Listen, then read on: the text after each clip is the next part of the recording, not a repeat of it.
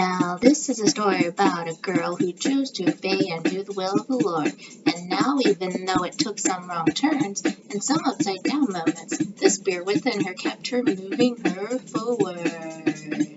Now, I don't know much about poetry, but I hope you stick around to know more about my story. Oh, yeah. God bless. Jesus is rocks. Jesus is rocks. Oh yeah, stick around to know more about my story. Oh yeah. God bless, love you, keep on smiling, stay positive. Jesus loves you, so do I. Oh yeah, oh yeah.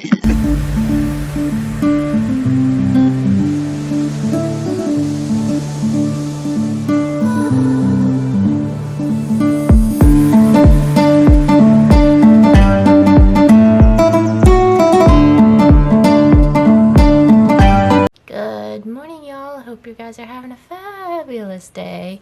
It is Friday. Hey.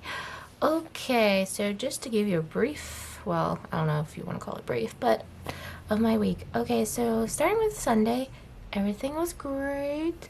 Got some good pics. Some of them were kind of, doesn't always turn out well. But I have the SD card, and I'll be sending that to our pastor's wife, and she can do with whatever she wants with it. She can make a slideshow, or she can just post it on our website. So I'd honestly prefer to do that, but anyway. So yeah, one of my cousins came out, so thank you if you're watching this. I had a great time. I hope you did too. So hopefully, if we do it next year, I'll invite you again, and hopefully my other cousin will come as well. Anyway, had a good time. Everything was great. God provided. A long time that we had to play and do things and social, God prevented for the rain to stop. So thank the Lord, thank you Jesus, for not letting it rain for like 3 or so hours while we had everything. It did rain near the end, but nonetheless, God provided and didn't let it rain, so we had it outside. So thank the Lord for that. But then I had a headache when I came home, which was very, very much annoying. And I was tossing and turning, so that was great. I worked Monday, so we're going to go ahead into Monday. Monday had a horrible, it was like mid-morning. I was during one of the big houses that I was working at. I had a horrible pain shot from my butt into my leg, and I was like, oh my gosh, it was horrendous. One of the most horrendous pains I've experienced. But anyway, I was like, I must have pulled a muscle or something. I don't know exactly, but it was quite annoying. So and this is while I was working and vacuuming, and I was like, oh, I can't deal with this right now. I can't deal with this. So I just called out to God. I was like, Lord, in the name of Jesus, I rebuke this in the name of Jesus. Hallelujah. And obviously the Spirit, just like right now, came over and took over. So it's kind of a glimpse of what just happened. But yeah, and so I just took over. It took over. The Holy Spirit just took over, and eventually it, went away. So I was able to do the rest of the house. But like, was it the next house or the one after that? I think it was the next one. I had a little bit of pain again in the next house. And then we went, or was it the third one? By the third one. Maybe it was by the third one. I don't know if it was by the second house or the third house. I'm not exactly sure. But nonetheless, it was the most annoying pain. And then we went to the chiropractor, and I told him, and he helped me with that. He says, just make sure you stretch it out if the pain starts to do that. So I think it was the next day I started to have more pain, so I should just start stretching myself out. Anyway, that was Monday, and then Tuesday, what was Tuesday? I don't recall much what happened Tuesday. Oh, now I remember. Oh my gosh. Floodgates just, woo! Anyway, my mom had to go in to talk with her advisor about everything that's been going on. to help get some help and be able to, and then talk to professors and stuff. So I feel like it was like 3 or 4 hours that I was outside waiting in the vehicle because it was a long, long, long time. For sure. And she also had to take an exam as well, which, oh, to her surprise, thank the good Lord, it didn't take as long. Or was that Wednesday that she took the exam? No, Wednesday was score. No, okay. She talked to her professors beforehand and her advisor that day. She took the exam and it only took her 12 minutes. Wow, y'all, it only took her 12 minutes. She was shocked herself. And it wasn't as many questions she had to do. They were pretty easy.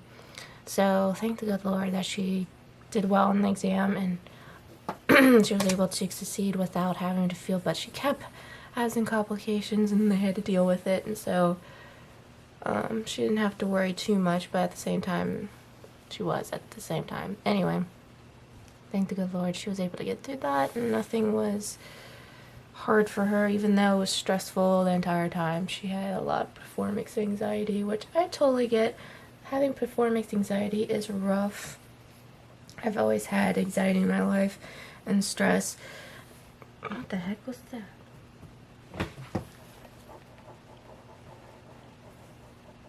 That was a weird feeling, but anyway, maybe it wasn't. Oh, my earring fell out. I was like, what? Thought something fell. My earring fell out. Anyway, it's like, what? Felt something like trickle down my leg. I was like, what in the world? My earring just kind of came out when I was doing this. But anyway, those get loose sometimes. So I know how performance anxiety can be. It can be very annoying. I've had so much anxiety where it just feels horrible. If anyone has had anxiety, you know how it feels like you're drowning is the best way to describe it. You can't breathe. You feel like you're being pulled underwater, basically. And it's horrible. It's a horrible feeling to go through that. To feel such anxiety. You can't breathe. You can't do this. And you malfunction. Your brain just shuts off. And I've had so many problems with that as well. So I completely understand how she was going through. It's one of the reasons why I'm not in college or wanted to go to college, because I knew it would be rough. And I'd be like, nope. This is a big waste of my time and money. Well, my parents' money, but nonetheless, it'd be a waste of money either way. So if I ever went to something, it would take classes for anything, it would have to be something that I would thoroughly enjoy, not any of that other jargon that I'll be like, nope, I'm not taking this. Especially math, and that's what she's taking right now, and I'm glad she's getting through it. But it's something that she has to keep pursuing and help the Lord. The Lord has to get her through this is what the problem is. And she knows it and she's getting through it. She's honestly getting through it and she's getting the help. She's going to see counseling and get her through all this, how to maneuver and cope with it and how find mechanisms that help her get through it. And I'm glad she's getting the proper help that she needs, because this has been an ongoing thing throughout the years, and there's been other things she's going through. I can't really explain what they are because I don't have permission to say what's going on with her, but I mean, other than anxiety and having all this, and having MS and everything, it's been a downward slide, and she's getting through it. She's getting the help that she needs, and people are starting to understand and having compassion towards. That's all she wants, is to have compassion. And so people just to simply not write her off and say, oh, you got this, you girl. No, my mom has flaws. She has conditions and disabilities and stuff, and that, people need to understand that. Just because you can handle things, as you get older, it's getting worse. So yeah, we all have our flaws. We all have our things that we can't help. So sincerely, we need to be more compassionate towards each other and be saying, oh, you don't have what you were able to, you don't have the ability to do things like you used to. So we need to have more compassion and be tenderhearted and say, okay, well, how can we help, And that's all she wants. She just wants help, and she is getting help. And so thank the good Lord for seeing that other light at the end of the tunnel. We seriously are. So I'm hoping and praying that she continues to get the help that she needs. But yeah.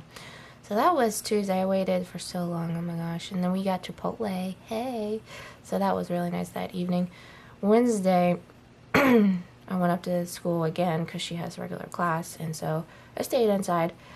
So that was nice. And then, of course, we worked. And then yesterday, we did a big house because we had a couple, because they were moving. So yesterday we said our goodbyes. We had our last time seeing them. They're actually moving down to Florida today. So I'm hoping, and I'm going to be praying this today for them, because safe travelings, for one. And two, I hope because of Hurricane Ian that came through Florida. I've been praying, by the way, for all those who live down in Florida, because I know some people personally that live down there, and I know of some people that live down there because I follow them on any social media platform. And it's just sad to hear all those who, not the ones that went through the issue, some of those who I actually know or know of, they didn't have as much damage, but those I know of, I know there's some others that have been suffering through the hurricane. So I'm praying and hoping that God provides, and He will provide for you. I know He will. That your electricity comes back on, your house and anything that got damaged gets replaced.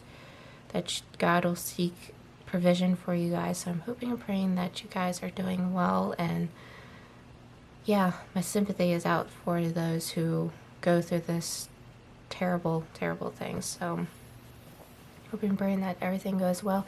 And for our clients, that their house is not damaged and they come in and it's been stressful for them. So I'm hoping and praying that the stress goes and no problems come up.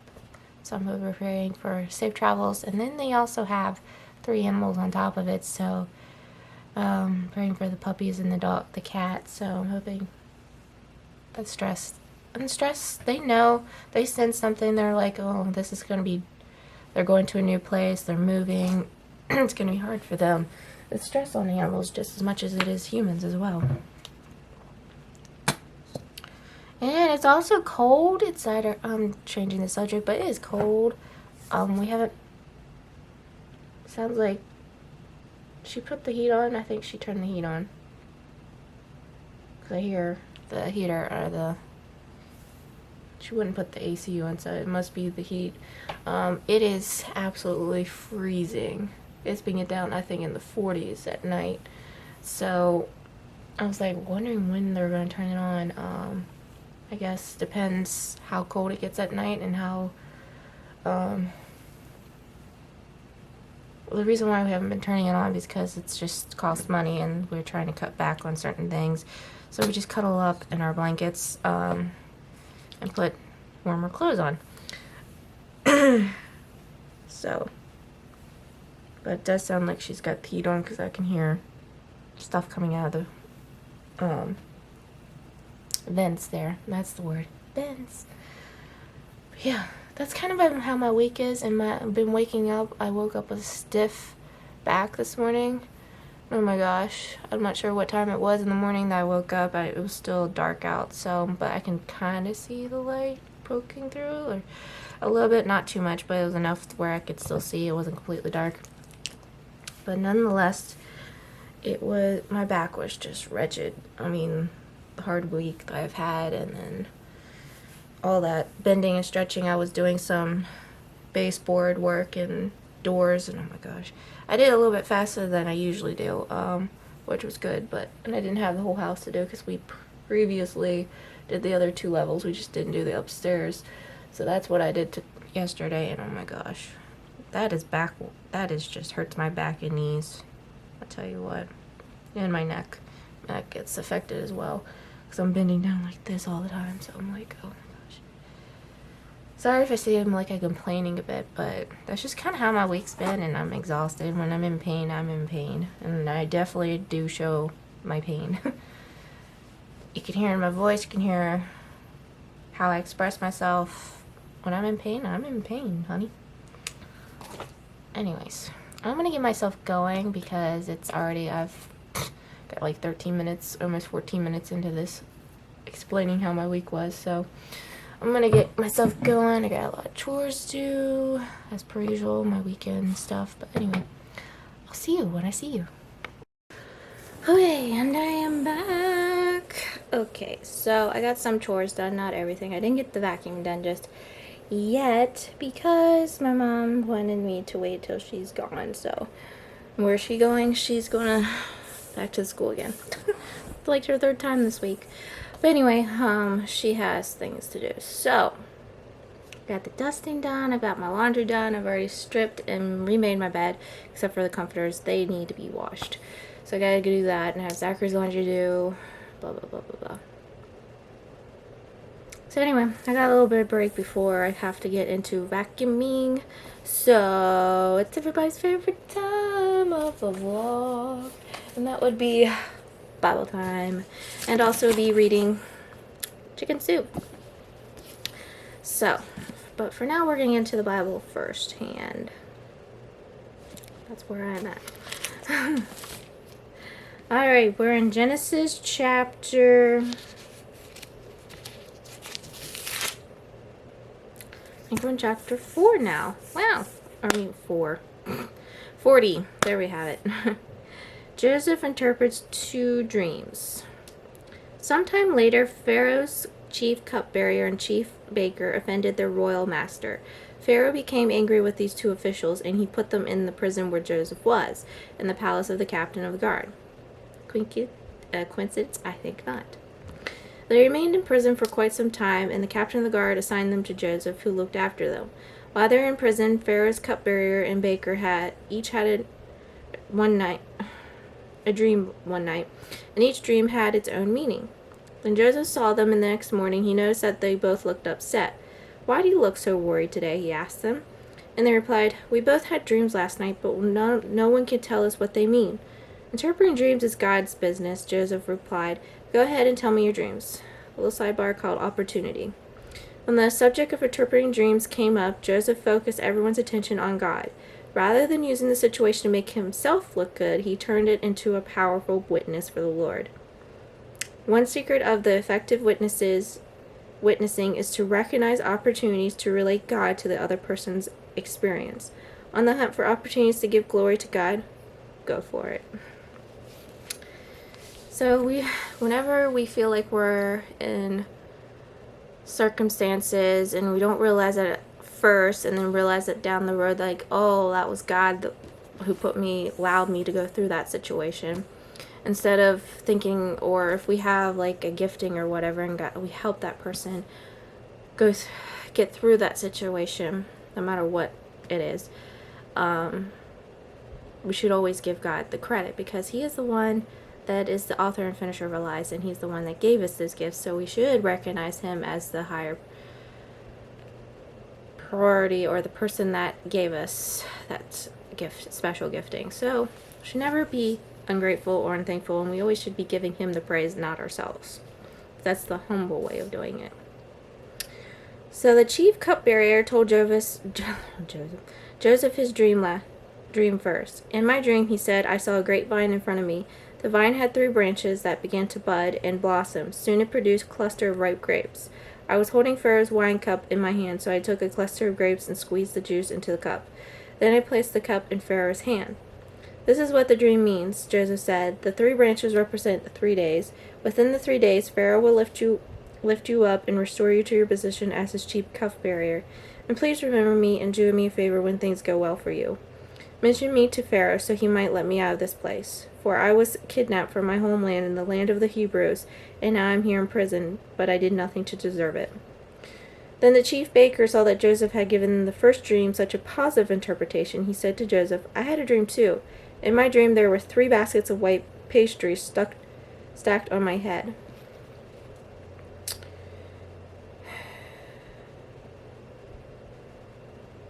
The top basket contained all kinds of pastries for Pharaoh, but the birds came and ate them from the basket on my head. This is what the dream means." Joseph told him, 3 baskets also represent 3 days. 3 days from now, Pharaoh will lift you up and impale your body on a pole." Well, that was not very uplifting, now was it? Then birds will come and peck away at your flesh. Yeah, that's something I want to be reminded of. But anyway. Pharaoh's birthday came 3 days later, and he prepared a banquet for all of his officials and staff. He summoned his chief cupbearer and chief baker to join the other officials. Then he restored the chief cupbearer to his former position, so he again handed Pharaoh his cup. But Pharaoh impaled the chief baker, just as Joseph had predicted when he interpreted his dream. Pharaoh's chief cupbearer, however, forgot all about Joseph, never giving him another second thought. That's sad. Either way, I'm happy that the cupbearer, got his position, but sadly, the baker probably regretted learning what was going to happen to him. That would have been so devastating to find out that you were going to die soon. But anyway, even though the cupbearer right here forgot about Joseph, he did for a long period of time, but he eventually does think of him once, which I think the next chapter is going to describe when he reminds him, because Pharaoh's going to have dreams and he has no idea what they're going to interpret it. And then he's going to remember that Joseph interpreted his dream, the cupbearer's dreams, again. So that's probably going to be in the next chapter. So thank you, Lord, as always, for your living, breathing word. Now we're getting into chicken soup. We're going to figure out which thing we're going to find, one we're going to... Okay. Ooh, okay. The topic is death and dying. Yes, this is a great thing to be talking about, but anyway. Okay, again, this is geared around teenagers. Don't mind it if we're talking about that. Just like I tell you about the cliff journey is mostly due to women. This is due to the younger generation, but you know what? Whether you're young or old, you can learn from everything. And this is titled, obviously I'm going to keep the names anonymous, but this is titled, And Then I Tell My Story. My mom and I fought all the time. She worked full-time as a waitress, so she expected me to take care.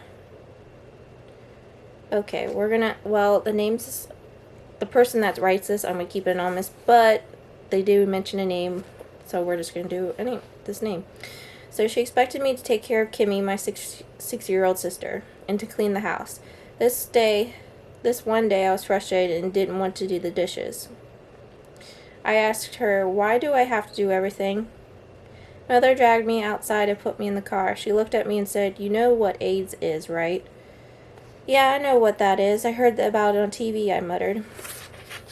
I have AIDS. Kimmy and I both have AIDS. We have AIDS, Maria, and I can't fight with you anymore. I need you to help me. Then she went back into the house. I remember sitting there stunned. I didn't know what to do. I didn't cry. I was just so scared.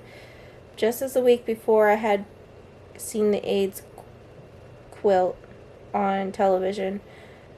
I saw names of people who had died from the disease. I thought, this doesn't relate to me, and I had switched to cartoons.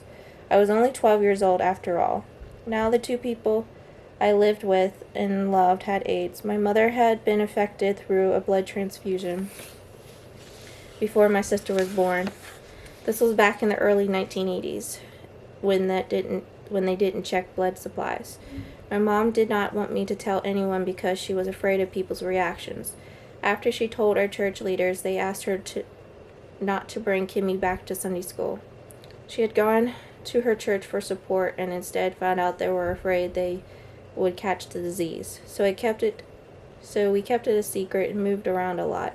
I didn't have many friends, and that was really hard on me. My days were spent going to school, coming home to take my mom and Kimmy to doctor's appointments, paying bills, grocery shopping, and cleaning the house and taking care of them at night. I got frustrated sometimes not having a normal teenager's life. I wanted to do normal things, but this was my mom and sister. It felt right to be there with them. After a while, I became less frustrated. For the longest time, every birthday I would wish for a cure, for them to be okay and not die. My wish changed as they got worse. I started praying to God. Please, God, take them and don't let them go through a lot of pain. Life became more about loving the time I had with them and preparing myself for their deaths. That's a lot on that poor girl. Mom and Kimmy went to the hospital more and more. I wanted to be with them, so I slept in a chair at the hospital. Sometimes I was given a cot. Every time they went to the hospital, I was sad and scared, wondering if they were going to die. Eventually, we contacted the AIDS Foundation. They were wonderful. They had counselors who came to the house. I could talk with them. They understood what I was going through. At 15 years old, I finally had a support system and friends. My last 2 years of high school I was homeschooled. It was too hard to go to school every day. The hospital stays were becoming more frequent and longer. The teachers knew about my situation and helped me with my assignments.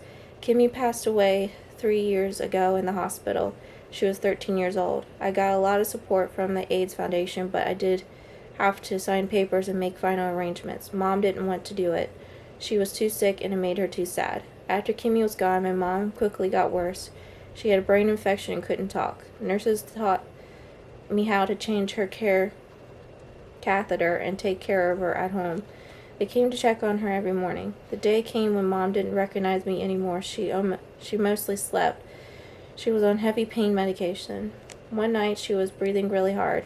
I slept next to her all night, fearing the worst. She died the next morning. Thank God the nurse happened to be there. Otherwise, I think I might have lost it.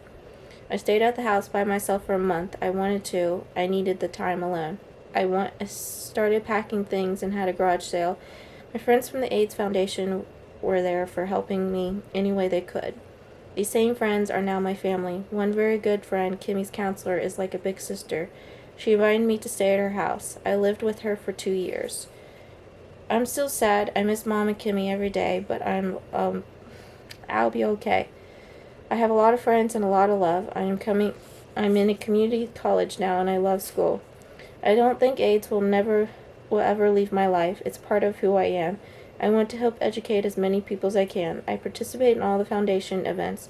I speak to students at colleges, high schools, middle schools, and elementary schools to educate them about AIDS prevention. Many schools are afraid to tell kids to wear condoms or practice abstinence. When I speak, I tell them, you really need to protect yourself. Don't be fooled.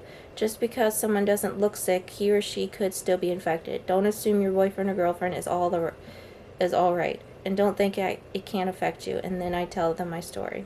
And then, obviously, her name. Okay. And then they give you all these hotlines and numbers like that.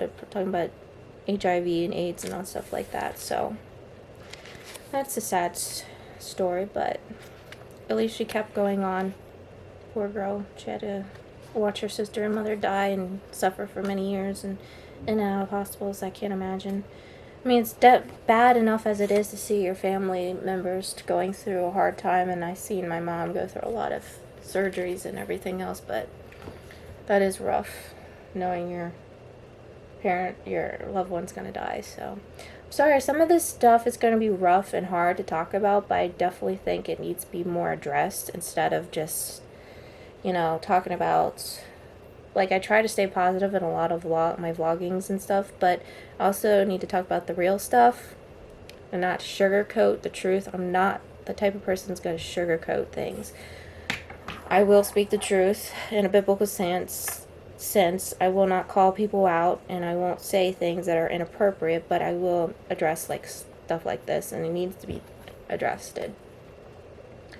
So we really need to look out for those who are truly suffering through a lot of things. We really need to be aware of things.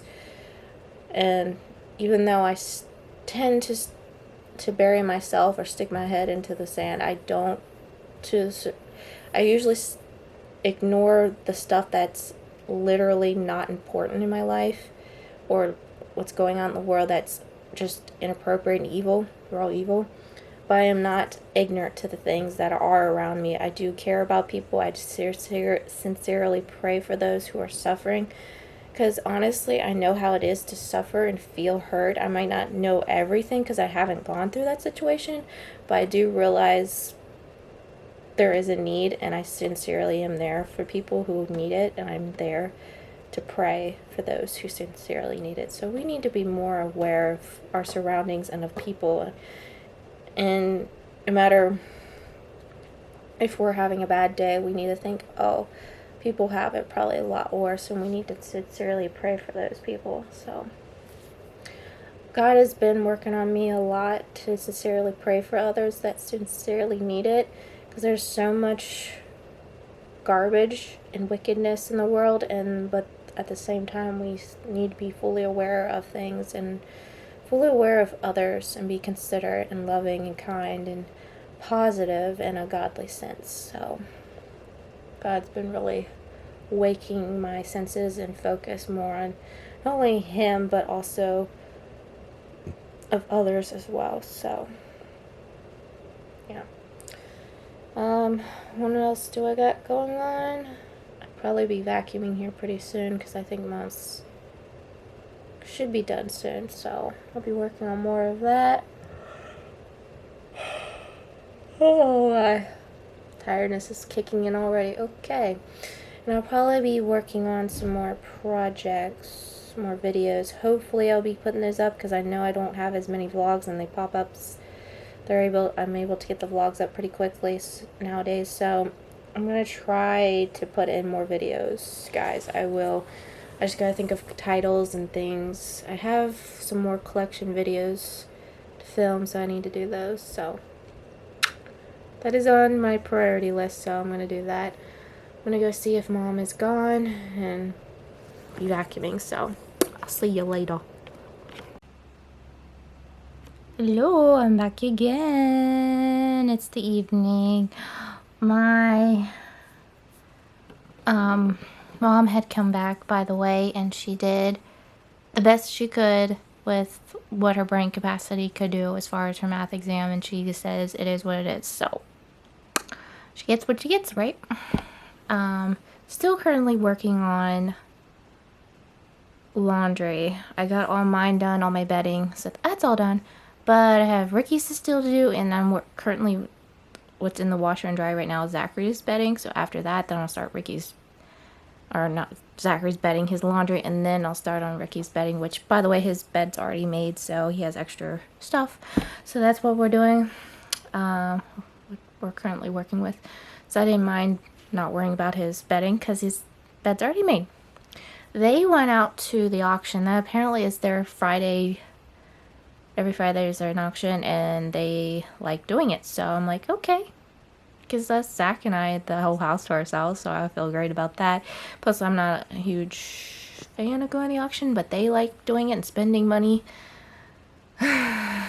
Usually it's not really expensive stuff. They don't spend a bunch of money on stuff. It's just random things that they could possibly use for either at church, at home, or wherever. Or if they can find it for someone else. So they got some pretty good deals, so I don't really care. And they find something to do together, which is great. You know, they have a hobby or something they can do together. So I think that's their thing. Oh my gosh, that bug. There's like a little bug. I think it's a moth type thing. It's been in my room like all week. Why don't you just die already? I don't appreciate you in this house. I think it's gonna listen to me. But anyway, I got pretty much everything done. I got the I got all the vacuuming done. Yeah, I just have to edit vlogs today and tomorrow's, and then clean the bathroom. Already got my kids' church lesson ready. Still talking on Joseph. Hopefully, I didn't even tell you what happened Sunday. Oh, get this. So, I don't usually have problems with my children, but oh my gosh, they were something else. I don't understand what got into them, but oh my gosh, I kept low-key threatening them, okay? Just saying, if you want a prize, you gotta sit down like good girls. My girls usually do well, but because the youngest was in there, she's only 2, and the others are 4, right? I think. No, the one is 3 and the other one's 4, or going to be 4. No, they're both 3. They're going to be 4. Anyway, I have them in there, but they're just something else. Once one of them does something, they all want to do something, and so I couldn't get them to cooperate. I eventually gave up the idea and just put them in timeout, which basically I just sat them on the mat and they had to stay off to the side and don't touch each other. They just kept wanting to touch each other. They kept wanting to do the opposite. They kept wanting to do things. Once one did something, they flapping their baby dolls or dolls on the table or kicking the chair or the table. It's like, oh my gosh. Touching things, saying, what's this? What's this? And I'm like, shh. I barely got through my lesson, okay? Just barely. I managed to get through it. Even though I had to put them in timeout, they could not get a prize at the end of class because only good girls and boys get prizes and they were not good. So they didn't get a prize. And it was very stressful Sunday. So hopefully this Sunday I won't have, they'll have cooperation, we'll do better, and that they'll do well. And then they can get their prizes and we can get through things. I didn't have time to play. Yeah, it was one thing after another. I was like, oh. Little kids, man, I tell you what, I love them. I seriously do love every single one of my children, but they are hard to deal with and it takes a lot of patience. And apparently I do have enough patience to continue to still work with them, because otherwise I'd be like, I'm done. But yeah, I have enough patience for them. I seriously love every single one of the children I've taught. And I have to add one of my, because the youngest that was in there Sunday, I have to add her name on the chart that I've made for all the kids that I've worked with. Honestly, I think I've taught over probably close to 50 kids by now. I'm not sure exactly. I'm sure there's some kids that I completely forgot that I taught and I forgot to put their names on there, but overall I think I've got close to 50 or maybe over, which is amazing. And I have worked with a lot more. I just haven't taught them. I was more of an assistant then, so I can't really necessarily count them, but if I did, yeah, it would definitely be like in the 70s probably. Because I've taught throughout the years. I've been working with kids since I was 16 years old, so yeah. It takes a lot of patience, and I just have to learn to lean on God and to sincerely ask him just help me, guide me through this, because it hasn't been easy, and I've learned a lot from the other teachers while I was being assistant at the time. And so yeah, I just have to lean on the Lord and ask him to help me get through it. So I'm over it. I get over it pretty quickly. I still love my kiddos. They're just stinkers because, they're 2, 3, and 4-year-olds, that's hard age. But anyway, I took some more of my pictures that I'm doing on a project of, and so I will eventually show you guys that. I will once I feel like I have enough pictures to show you guys. But right now I'm eating pizza. Sausage, pepperoni, and green olives. I know you're probably thinking gross as far as the green olives. I actually think they're delicious, and my brother does think so too. It's basically the same concept of putting black olives on pizza. If you can put black olives, why not green? But if you're not a green olive fan or an olive fan in general, you probably wouldn't like this. My sister-in-law would. She loves olives, so I'm not sure if she would put on pizza either, but who knows, she might actually like it. Anyway, so that is what's up. I am currently just gonna probably watch and chillax and then call it an evening. So I hope you guys, as always, enjoyed the vlog. As always, keep on smiling, stay positive, no matter what. There's always a positive to every negative. Remember that. Jesus loves you, I love you, and I'll see you guys next time. Bye. Okay, I was coming out and looking out the window, and I saw the back of the house and it looked really red and pink. I came out front, I'm like, oh my gosh, I need to hurry up and get my camera. And this is the most gorgeous thing you've ever did see. I've seen this one other time. During this time of the year, usually it happens, but the sky is just pink and purple and just beautiful. I'm like, oh, God is so magnificent. Can I get an amen? Amen. God, so beautiful. My goodness.